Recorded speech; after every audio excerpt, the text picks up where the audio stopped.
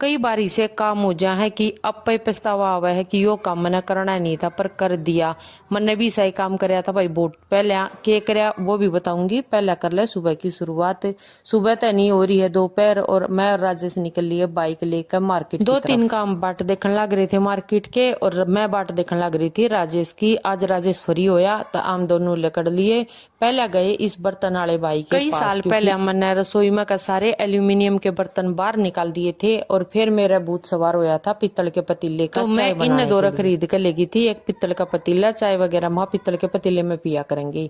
Even मेरे समझ में आ गई पित्तल का पतीला तो चाय की दुकान पे काम दे है, घर में तो स्टील का ही ठीक है।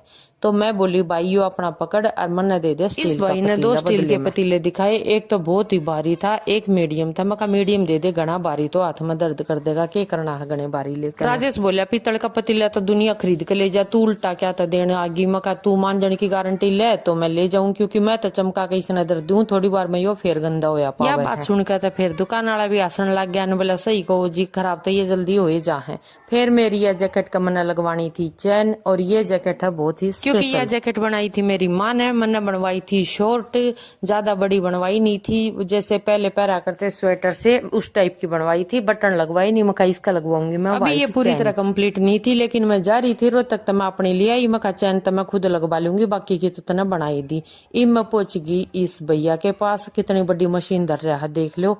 मैं चैन लगानी है भैया। भैया ऐसी चैन लगा दी, इसका जो बार बार खोलन बंधन तक खराब ना हो। बोला ठीक है जी, अभी नहीं कर सकते, आपका रख कर जानी पड़ेगी, बाद में उठा ले जाइए। मैं कहा ठीक है, एक दो दिन में बेशक लगा दिए, कोई जल्दबाजी नहीं। फिर हम पहुंच गए वर्धमान में। दो चार सामान खत्म हो रहे थे वो जरूरी, वो मैंने लेने थे, और यहाँ से करे घर की जरूरी सामान की शॉपिंग।